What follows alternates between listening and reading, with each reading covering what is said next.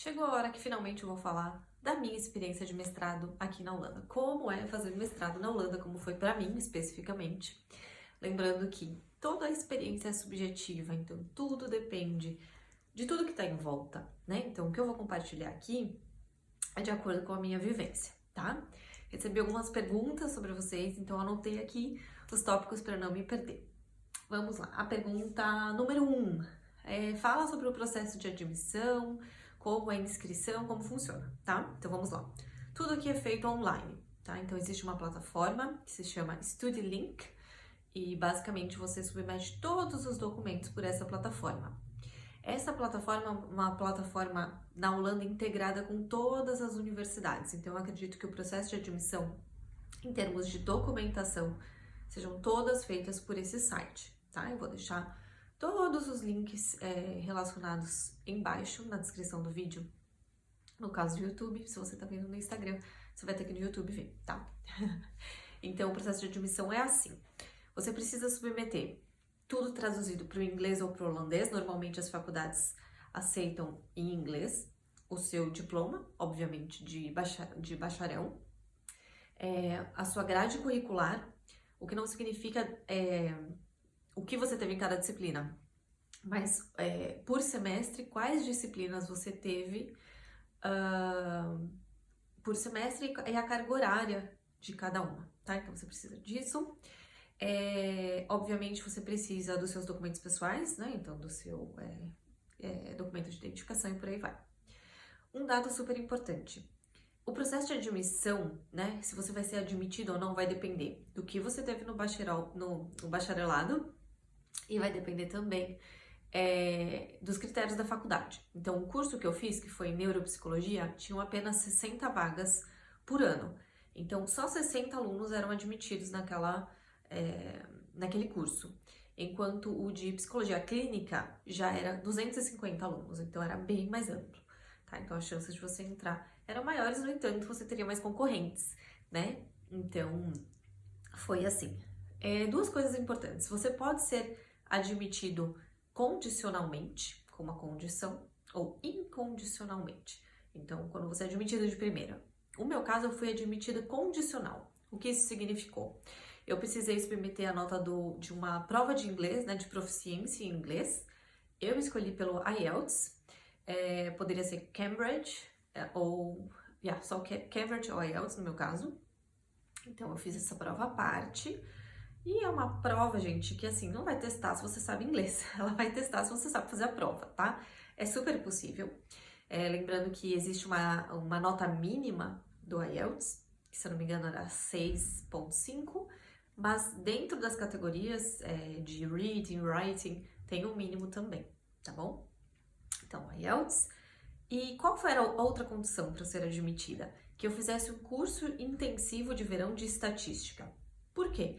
Porque quando eles foram analisar a minha grade curricular, eles viram que eu não tinha conhecimento básico de estatística necessário para começar o mestrado. Então eu fiz esse curso, que foram 2 semanas, todos os dias, intenso, gente, num nível indescritível, tá?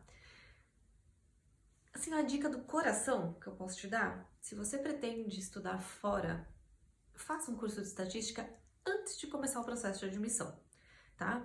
Se você veio de um background como o meu, em que a estatística ela é uma parte tão pequena que quase um sopro durante a faculdade, você vai precisar disso no seu mestrado. Porque aqui, conforme eu vou falar durante o vídeo, eles deixam você bem solto e eles esperam que você saiba bastante. Então, hoje em dia, até linguagens de programação como Python ou R também são bem-vindos aqui. Mas se você já tiver um bom conhecimento de análise estatística, você já vai entrar com muito mais tranquilidade. Vou falar disso no decorrer do vídeo. Então, o processo de admissão e de inscrição é basicamente esse. Tudo online, prova de proficiência, talvez algumas condições, algum pré-mestrado, existem também pré-mestrados, que são algumas disciplinas que eles sentem que é necessário você fazer antes de começar o mestrado, podem ser requeridas, a depender do seu caso, certo? Próxima. Preço.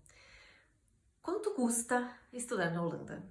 Espero que você esteja sentado, tá? Se não estiver sentado, dá uma sentadinha aí que talvez você caia para trás.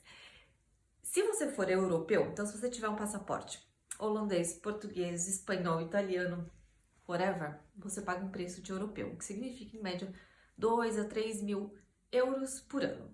Se você não for europeu, se você não tiver um passaporte europeu, você paga uma bagatela de 18 mil euros no ano, tá? Então, o que significa que se o seu mestrado durar 2 anos, serão aí 2 vezes 18 mil e por aí vai, certo?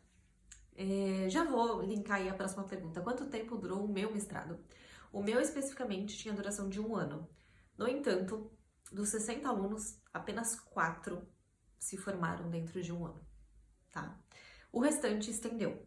Estendeu porque não conseguiu terminar o estágio, ou porque não conseguiu terminar a pesquisa, ou porque não conseguiu passar nas disciplinas, o que seja.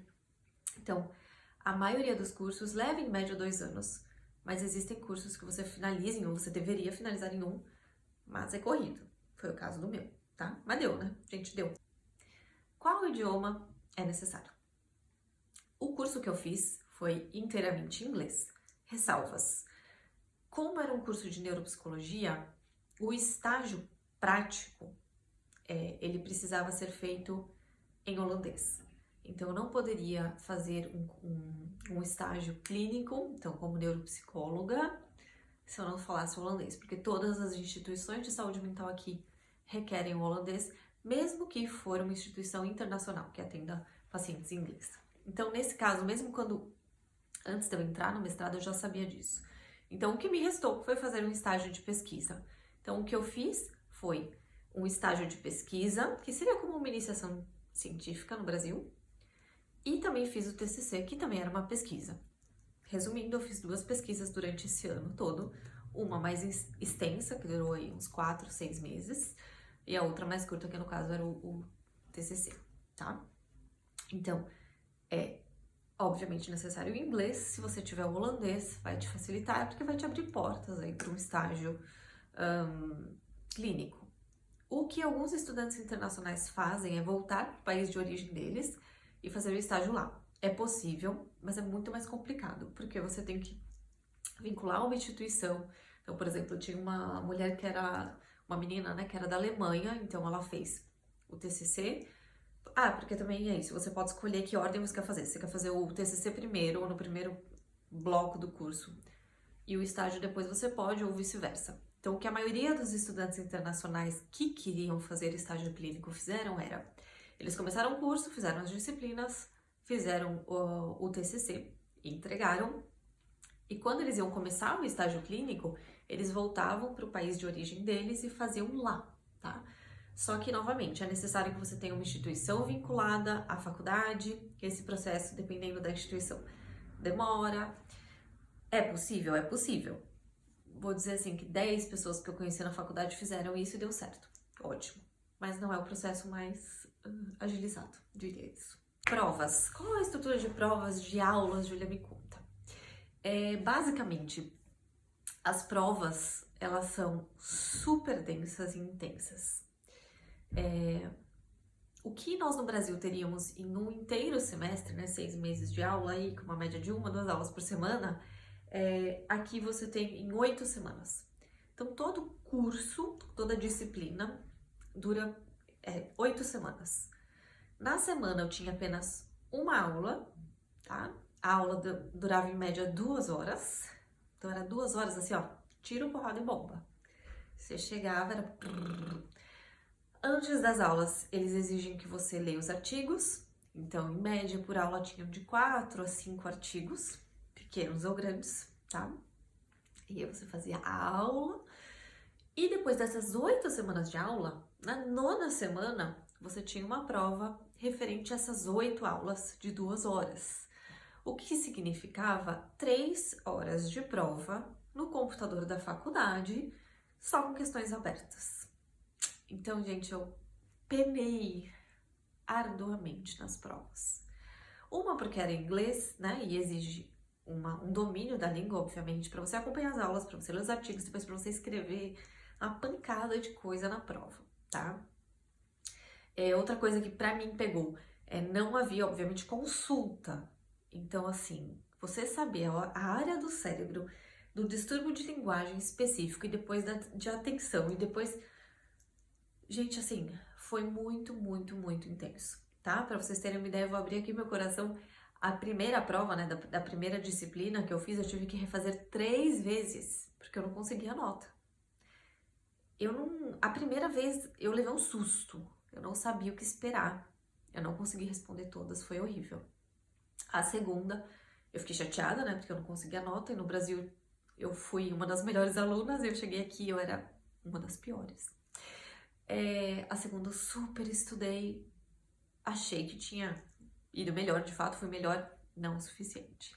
E fiz a terceira, já pensando, espero que eu passe, porque se eu não passasse eu teria que me rematricular para mais um ano, tá? Porque você não pode fazer só uma disciplina extra, você tem que refazer a disciplina quando ela estiver disponível, e nesse caso era no outro ano. Enfim, deu certo na terceira tentativa, tá? E nas outras disciplinas que eu fiz, eu também consegui passar de primeira. Mas o que eu quero dizer é, as provas são bem densas, elas exigem, assim como as aulas, tá? Eu achei completamente diferente. Já linkando aí, outra pergunta é quantas horas semanais, quantas horas de estudo, de aula você precisa? Então, basicamente, se você estiver cursando uma disciplina, você vai apenas uma vez por semana para a faculdade, para aula. No entanto, como vocês viram, leitura de artigo, preparação para a prova, tudo isso exige, gente, assim, horas, não consigo nem dizer quantas horas, tá? Mas o que eu quero dizer tá escrito que é um curso integral, e eu não entendi muito bem, por que é integral se só tem uma aula por semana? Entendi, né, gente? Entendi na prática, por quê? Porque você tem que se preparar, ao mesmo tempo você tá conduzindo ou seu estágio ou a sua pesquisa, para dar tempo ali de fechar o estágio e a pesquisa dentro de um ano, e a pesquisa também, basicamente, o orientador fala, esse é o tema, como que a gente vai abordar? Você tem que ir atrás de tudo. Como eu vou endereçar essa questão? Que instrumentos de avaliação? Quantos participantes eu preciso? Quando eu vou marcar? Qual vai ser o processo? E aí você tem que convencer ali quase o seu orientador de que a sua ideia é uma ótima ideia e que você pode provar o que você está querendo provar ali com aquela pesquisa ou provar ao contrário, tá? Então exige aí basicamente um full-time job, participar aí do mestrado, como o meu, por exemplo, na Holanda, certo? Como eu escolhi a universidade? Essa é outra questão. Eu escolhi pelo curso, na verdade. Aqui as universidades, de uma maneira geral, elas são meio específicas com os cursos que elas oferecem. Então, a faculdade de Amsterdã, por exemplo, que seria bem mais próxima à minha casa, não ofertava nenhum curso que mexeu com o meu coração, tá? Então, na universidade que eu fiz, que é em Utrecht, eu poderia ter optado pelo mestrado em psicologia clínica, tá? Mas, por que eu não fiz isso? Porque na minha percepção, eu já trabalhava, né? Já trabalho ainda, obviamente, como psicóloga clínica, e na minha percepção seria um pouco mais do mesmo, né? Então seria basicamente eu aprender a atender sendo que eu atendia. Então eu achei que não seria interessante. Outro aspecto pelo qual eu não escolhi é porque, como era um mestrado com um grupo muito maior, eu achei que eu não ia ter tanta pessoalidade com os professores e com os colegas, né? O que eu mal conheceria. O que eu confesso que não aconteceu nem no meu. Vou explicar o porquê. Então eu achei que, por neuropsicologia ser um tema que eu gosto, sempre estudei isso na faculdade, fiz iniciação científica, fui monitora, tudo isso no Brasil. Eu gosto muito de neuropsicologia, de neurociência. Além do interesse pelo tema, eu pensei que poderia ser, por ser um grupo menor, né, de só de 60 alunos admitidos, eu teria mais intimidade, mais proximidade com os professores e com os alunos, tá? Então foi por isso que eu optei por neuropsicologia e por isso que eu optei, obviamente, pela Universidade de Utrecht, porque não são muitas faculdades aqui que ofertam esse curso. Confesso que tinha um outro curso que eu estava assim, namorando à distância, e à distância mesmo, de psicologia positiva, mestrado em psicologia positiva, que é outra temática que eu amo. No entanto, a faculdade que oferta esse curso fica aliás, né, na divisa com a Alemanha. Então eu levaria, assim, horas a fio para chegar lá, tá? Por isso que eu não optei por ele, tá? Então eu escolho a universidade de acordo com o curso que que você tem, que eu tinha, né, no caso, interesse. Falando agora da relação com os professores e colegas, Júlia, é igual, é diferente? O que você achou, tá? Completamente diferente, tá? Primeiro, o professor aqui, ele quer que você seja autônomo. Não é que ele quer, ele espera que você seja independente dele. Ele tá lá só pra te guiar, né? Tá lá só pra compartilhar o que ele sabe. O que indica, talvez, na nossa percepção um pouco mais latina, brasileira, uma certa impessoalidade, o que não tem nada de pessoal, tá? Eles são simplesmente muito práticos, muito objetivos. Então, diferente da relação que eu tive com professores no Brasil, aqui não consegui construir nenhuma relação. E, obviamente, gente, no Brasil são 5 anos de curso de psicologia, são 5 anos que você tem ali a convivência, a oportunidade de conviver com os professores, e aqui, em 1 ano, eu mal vi os professores, né? Eu ia pra faculdade, pra aula e ia embora. Com os colegas foi algo parecido. Por quê? Hoje, fazendo uma análise, eu não morava na faculdade. A maioria dos estudantes mora, né, nos dormitórios ali em volta da faculdade, então eles se encontram muito mais, né, na biblioteca, num bar à noite, o que seja. Eu ia para a faculdade com horas contadas, né? Eu morava uma distância de 2 horas da faculdade, usando transporte público. E aí eu ia para a faculdade, fazia minha aula, ficava um pouquinho na biblioteca, vinha embora, ia fazer pesquisa e ia embora. Então, eu convivi pouquíssimo com os estudantes, né? Essas poucas aulas que eu fiz. Então, não fui com muitas expectativas de que eu faria super relações, tá? Mas confesso que eu não fiz nenhuma.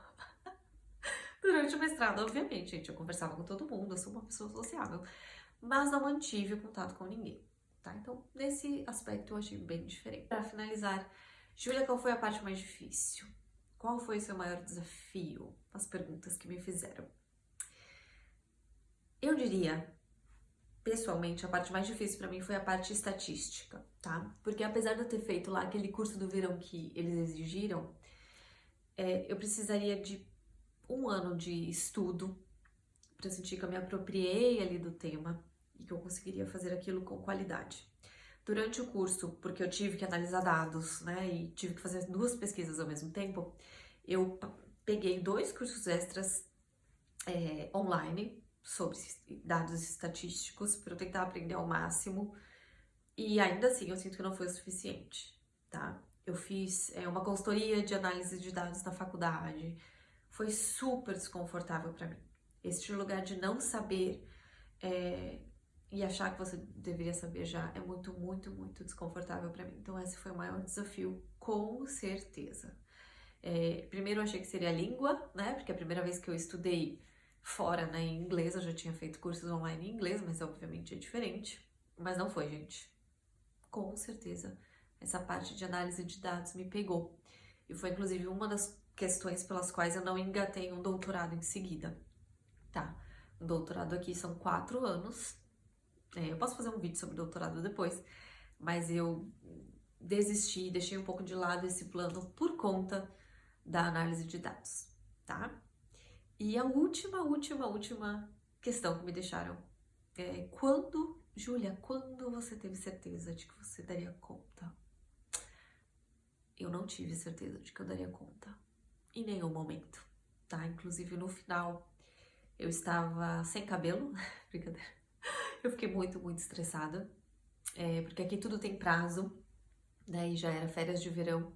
E eu fui muito honesta com os meus 2 supervisores da época. Eu falei, olha, eu preciso dessa nota até dia 30 de julho, porque senão eu vou ter que recomeçar o ano e eu não posso, né? Eu não posso. E eles foram super gentis em colocar minha nota no meio das férias deles e deu certo. Então, até que eu peguei o meu diploma, eu não acreditei que eu daria conta, tá? E que bom, né? Que bom que eu não desisti, mesmo sabendo que talvez não daria certo. Porque deu. Certo? Espero que esse vídeo tenha esclarecido aí a dúvida que vocês tinham e têm sobre o tópico. Se vocês quiserem saber mais alguma coisa, vocês podem me dizer lá no Instagram, se você está assistindo pelo Instagram, aqui no Instagram. E aí eu faço outro vídeo aí de tirar dúvidas, tá bom? Obrigada por ter assistido e até a próxima.